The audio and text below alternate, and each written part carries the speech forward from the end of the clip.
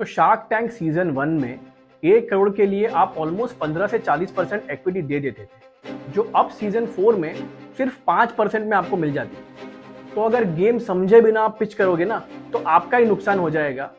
और अगर बहुत ज्यादा डाइल्यूशन कर दिया तो आपके ऊपर एक डेस्परेट फाउंडर का टैग लगेगा। जब शार्क टैंक इंडिया पहली बार आया तो फाउंडर्स 50 लाख रुपए के लिए ऑन एन एवरेज 10 से 20% तक इक्विटी दे रहे हैं। फॉर एग्जांपल अर्थ तत्व ने 50 लाख के लिए 10% इक्विटी दे दी, पॉज इंडिया ने 50 लाख के लिए 15% इक्विटी दी और द क्वर्की नारी ने 35 लाख रुपए में सिर्फ 24% इक्विटी दी। पर आज सिर्फ 1 to 1.5% इक्विटी के लिए फाउंडर्स 1 करोड़ रुपए मांग रहे हैं। ये सिर्फ इन्फ्लेशन नहीं है, ये एक कंप्लीट माइंडसेट शिफ्ट है, फाउंडर्स का भी और इन्वेस्टर्स का भी। नमस्ते दोस्तों, मैं हूं Kiran Shah, founder of Go Zero ice creams and host of the podcast Zero In with Kiran. आज हम ये देखेंगे कि शार्क टैंक इंडिया में ये पिछले 4-5 सालों में क्या चेंजेस आए हैं, deal sizes, themes, sectoral valuation और बहुत कुछ। अगर तुम फ्यूचर में शार्क टैंक इंडिया पे पिच करने वाले हो तो ये चीजें समझना बहुत जरूरी है। एक कॉन्टेक्स्ट देता हूं, 2021 में वीसी मार्केट में करीबन 4000 करोड़ तक की डील फ्लो हुई, जो आज गिर के 1500 करोड़ के पास आ गई है। तो मार्केट काफी टाइट हो गया है और इसी एनवायरनमेंट में शार्क टैंक के 4 सीजन्स में करीबन 300 करोड़ के डील हो चुके हैं। तो हम इसको 3 फेजेस में समझते हैं, अर्ली सीजन, मिड सीजन और अभी के सीजन में क्या चल रहा है। तो शुरू से शुरू करते हैं। सबसे पहले सीजन 1 को एनालाइज करेंगे। तो सीजन 1 में जो एवरेज डील साइज था वो करीबन 25 लाख से 1 करोड़ रुपए था। कुछ नोटेबल एग्जांपल्स थे स्किपी आइस पॉप, जिन्होंने 1 करोड़ का फंडिंग उठाया 15% इक्विटी के लिए और उनको मिला ऑल शार्क डील। उसके बाद कॉस आईक्यू करके एक इंटेलिजेंट स्किन केयर ब्रांड था, जिसको 50 लाख रुपए मिले 25% इक्विटी के लिए from Vineeta Singh and Anupam Mittal. Then there was any which is a device for kids with special needs, जो कि टिंकर लैब्स के थ्रू था। उन्होंने 1.05 करोड़ रेज किए for 3% equity from Piyush Bansal, Namita Thapar and Anupam Mittal. तो सीजन 1 में जो total number of deal commitments थे वो 65 थे और जो टोटल इन्वेस्टमेंट था वो अप्रोक्सीमेटली 40 करोड़ का था। उसके बाद आया सीजन 2। तो अब सीजन 2 में जो एवरेज डील साइज है वो 30 लाख से 2 करोड़ तक का था। इसमें जो कंपनीज आई वो थी हूवू फ्रेश, जिन्होंने 1 crore for 2% equity from Aman Gupta and Piyush Bansal raise किया। उसके बाद आया पैडकेयर, जिसने 1 करोड़ लिया 4% इक्विटी के लिए फ्रॉम ऑल द शार्क्स। इस सीजन में टोटल डील्स हुए अराउंड 85 और जो टोटल इन्वेस्टमेंट अमाउंट था वो था करीबन 81 करोड़ का। तो अब यहाँ पर कुछ इनसाइट्स ऐसे आते हैं कि सीजन 1 और सीजन 2 के बीच में जो एवरेज डील साइज था वो 60 से 70% तक बढ़ा, लेकिन इक्विटी ऑफर्स हाफ हो गए। इसका मतलब फाउंडर्स अपने वैल्यूएशन को लेके और कॉन्फिडेंट हुए। दूसरी साइड इन्वेस्टर्स भी थोड़ा सा कंजर्वेटिव हो गए, क्योंकि मार्केट अब कॉशियसली डील्स कर रहा है। पिच से लेके डील तक क्लोज होने का टाइम अब कम हो गया था, क्योंकि फाउंडर्स अपने कंपनी का वैल्यूएशन काफी सही लगा रहे थे, तो ज्यादा नेगोशिएशन का वहां पर स्कोप नहीं था। तो इससे सीजन 1 और सीजन 2 के बीच में फाउंडर्स के लिए क्या लर्निंग्स आई? सबसे पहला जो फाउंडर माइंडसेट है, सीजन 1 के टाइम पे हम फोकस कर रहे थे काफी सिंपल लर्निंग्स, टैंजिबल आइडियाज, उन चीजों पे। लेकिन सीजन 2 में जो फाउंडर्स आए वो थोड़े से एम्बिशियस हो गए अपने वैल्यूएशंस को लेकर। अब इन्वेस्टर माइंडसेट में क्या चेंज हुआ? पहले सीजन में इन्वेस्टर्स को चाहिए थे क्विक विंस और इजी आइडियाज। दूसरे सीजन में थोड़ा सा और कॉशियस हो गए थे और नंबर्स को लेकर थोड़ा सा ड्यू डिलिजेंस बढ़ गया था। तो फाउंडर्स के लिए यहाँ पर की टेक अवे क्या है? जो सीजन 1 के फाउंडर्स थे वो अपना प्रोडक्ट डिफरेंशिएशन रख रहे थे और एक बहुत क्लियर बेनिफिट दे रहे थे। लेकिन सीजन 2 में हमने ये देखा कि overall traction was more important. आप क्या नंबर्स कर रहे हो, आपके क्या यूनिट इकोनॉमिक्स है और आपके ब्रांड की क्या जर्नी रही। सीजन 1 के टाइम पे मार्केट में सैचुरेशन कम था, तो अगर तुम्हारा प्रोडक्ट अच्छा है और एक डिफरेंशिएट स्टोरी है आपके पास तो आपको डील मिल जाती थी। बट अब ये फेज खत्म हो गया है, क्योंकि इंडिया इज ग्रोइंग और उसके साथ फाउंडर्स के एस्पिरेशंस भी। तो सीजन 1 में जहां पर एक सिंपल आइडिया और बेसिक प्रूफ चल जाता था, सीजन 2 में अब उसी प्रूफ के साथ थोड़ा सा ट्रैक्शन और थोड़े से नंबर्स भी मैटर करने लगे। दूसरा एक जो मैंने की ऑब्जर्वेशन किया सीजन 1 और सीजन 2 में, काफी सारे फाउंडर्स एक ऑल शार्क डील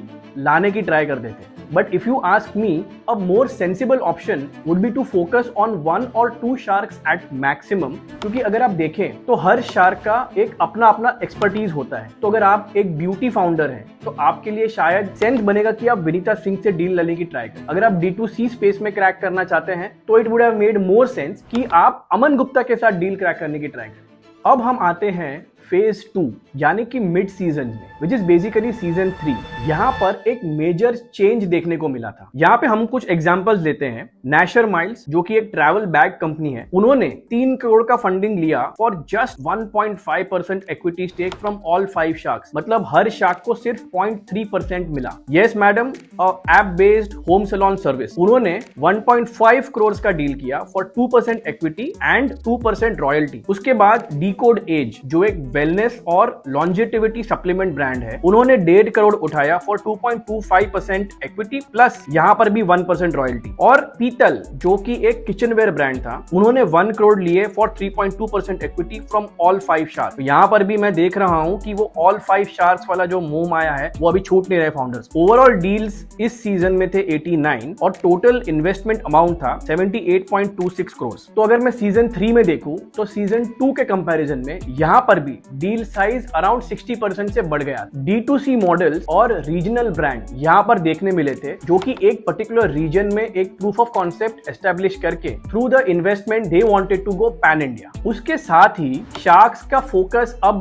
मेट्रिक्स के ऊपर बहुत ज्यादा स्ट्रांग हो गया था। आपका रेवेन्यू कितना है, आपका रिपीट रेट कितना है, रिटेंशन कितना है, कस्टमर एक्विजिशन कॉस्ट क्या है, ये सारी चीजों पर अब ज्यादा डिस्कशन होने लगा। सो इस मिड फेज में लर्निंग्स क्या थी फ्रॉम अ फाउंडर पर्सपेक्टिव? आपको अपने वैल्यूएशन पे कॉन्फिडेंस दिखाना है और ये कॉन्फिडेंस तभी आएगा जब आपके पास प्रूफ ऑफ ट्रैक्शन है in the market. Also you will have to shift from passion to proof. तो अगर आप एक फाउंडर हो जो एक प्रॉब्लम सॉल्विंग को लेकर बहुत ज्यादा पैशनेट हो, तो इस सीजन में उससे ही काम नहीं चलेगा। उसके साथ आपको ये भी दिखाना है कि उसी प्रोडक्ट या उसी आइडिया का मार्केट में कंज्यूमर एक्सेप्टेंस कितना है और आपने नंबर्स कितने किए हैं। इन्वेस्टर माइंडसेट में क्या चेंज हुआ? Now they have stopped looking just for the idea और the passion, they are now looking for a proof of concept. Scalability कितना है, फाउंडर्स का ग्रोथ स्ट्रेटेजी क्या है, a lot of data driven growth, specially focus on metrics and the plans to scale. इसके साथ हमने ये भी देखा कि थोड़ा सा टेक स्टार्टअप जिसके पास ट्रैक्शन नहीं है, उसके लिए एपेटाइट शायद थोड़ा सा कम हो गया। तो आज का फाउंडर अगर शार्क टैंक पे पिच करने जाएगा तो इस फेज में उनके लिए क्या टेक अवेज है? सबसे ज्यादा proof matters more than passion. तो अब आपके कंपनी में नंबर्स और ट्रैक्शन दिखना बहुत ज्यादा जरूरी है। ट्रैक्शन दिखाओ, मंथली रेवेन्यू दिखाओ, रिपीट ऑर्डर्स दिखाओ और आपका स्केल प्लान दिखाओ। तो now sharks are focusing on the metrics, on your numbers and on the unit economics as well. तो ये वो फेज है जहां से मार्केट अब और टाइट होने लगा। अब आते हैं करंट सिनेरियो पे।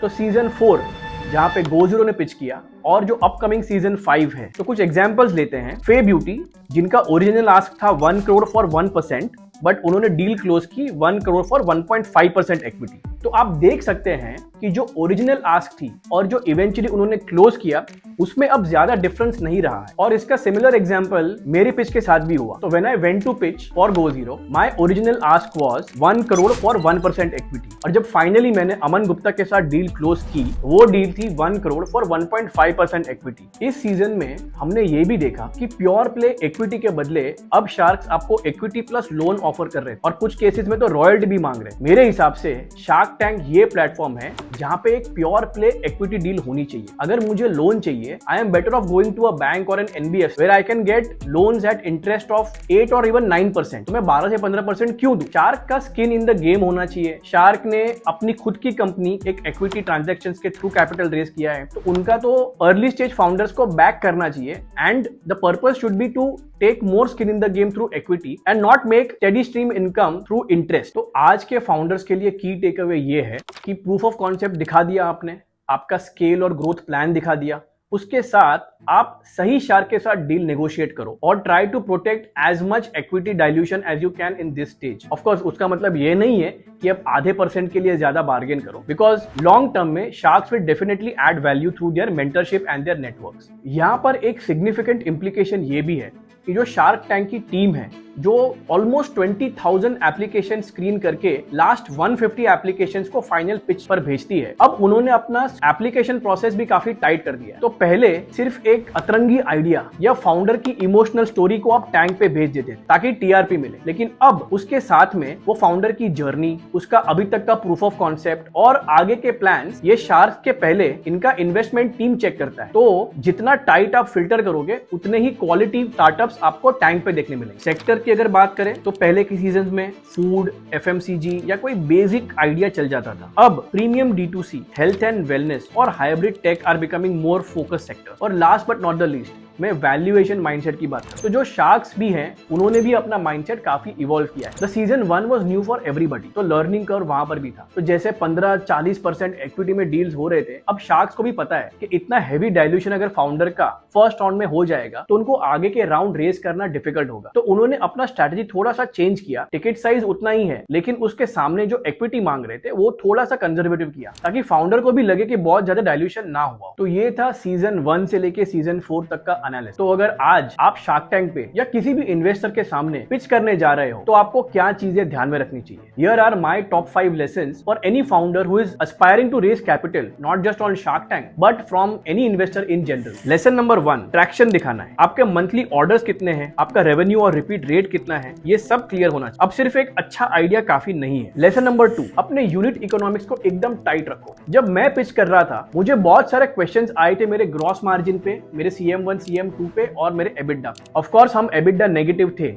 but that is because we are growing at almost 300% year on year. But जो चेंज नहीं होता और जो एकदम फंडामेंटली स्ट्रॉन्ग था वो था हमारा यूनिट इकोनॉमिक। हमारा ग्रॉस मार्जिन आज इंडस्ट्री में बेस्ट इन क्लास है। एवरेज आइसक्रीम इंडस्ट्री में ग्रॉस मार्जिन करीबन 35 से 40% होते हैं। गो जीरो का ग्रॉस मार्जिन ऑलमोस्ट 65% है, और वो भी बिना किसी मैन्युफैक्चरिंग यूनिट के। ये बात इन्वेस्टर्स को बहुत अच्छी लगती है, क्योंकि इंडस्ट्री में एक सेइंग है, you die with the gross margin you are born with. Lesson 3, realistic valuation रखो। हर फाउंडर को चाहिए कि उसकी कंपनी $1 बिलियन यूनिकॉर्न बन जाए, और वो किसी दिन बन भी जाएगी। लेकिन आज जो आपका रेवेन्यू रेट है, जिस तरीके की आपके कंपनी की ग्रोथ है, वो लेके आपका कंपनी का वैल्यूएशन क्या होना चाहिए। तो before you go and pitch your ask, I think you should also talk to a few angel investors, a few mentors, कि जिस स्टेज पे मेरी कंपनी है, जो मेरा रेवेन्यू रन रेट है, मुझे शार्क टैंक पे वैल्यूएशन क्या रखनी चाहिए। लेसन 4, आप शार्क टैंक पे जाने से पहले एक छोटा सीड राउंड रेस करने की ट्राई करो। I'll give you context. Season 1 में करीबन 8 से 10,000 एप्लीकेशन आए थे, जो सीजन 4 में बढ़ के 20,000 से भी ज्यादा हो गए। तो अब इतने सारे एप्लीकेशंस आ गए हैं, तो जो शार्क टैंक का टीम है वो भी थोड़े से परसेंटेज उन फाउंडर्स के लिए रखता है जिन्होंने ऑलरेडी एक राउंड रेस किया हुआ है, so दैट जब वो शार्क टैंक पे पिच करते हैं, शार्क को भी थोड़ा सा कॉन्फिडेंस आता है कि एग्जिस्टिंग इन्वेस्टर्स ऑलरेडी इन पे ड्यू डिलिजेंस कर चुके हैं। लेसन 5 और सबसे जरूरी, नेगोशिएशन के लिए एकदम तैयार रहो। देखो, ये आपकी कंपनी है, आपके खून पसीने के इक्विटी की कंपनी है, तो आप उसको ऐसे ही नहीं बांट सकते। लेकिन अगर आप इन्वेस्टर का माइंडसेट देखो तो उसको भी स्किन इन द गेम चाहिए, तो उसको तो हमेशा वैल्यूएशन ज्यादा ही लगे। तो मान लो आप सोच के गए थे कि मैं 1 करोड़ मांगूंगा for 1% equity, which means my company's valuation is 100 crores. Sharks will give you a counter offer. मुझे अनुपम मित्तल ने काउंटर ऑफर दिया था 1 crore for 5% equity, which is a 20 crore valuation. मेरे एग्जिस्टिंग इन्वेस्टर तो मुझे पेल देते, लेकिन साथ में एक टेक्निकल टर्म भी आता, एंटी डाइल्यूशन क्लॉज। क्योंकि मैंने मेरा प्रीवियस राउंड एक 66 करोड़ वैल्यूएशन पर रेस किया था, अगर मैं शार्क टैंक पे उससे कम में डील क्लोज करता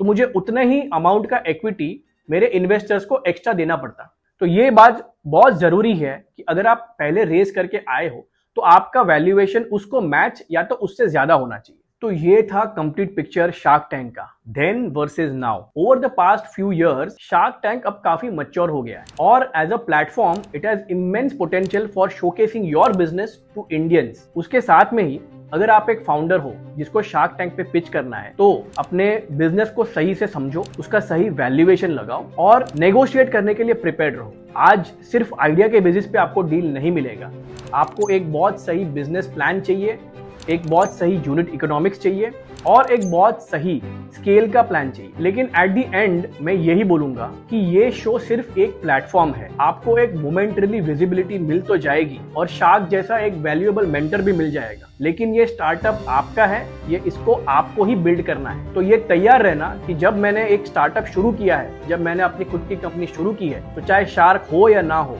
चाहे डील मिले या ना मिले, मुझे तो एंड तक अपने सपने को पूरा करने के लिए फुल मेहनत करनी है।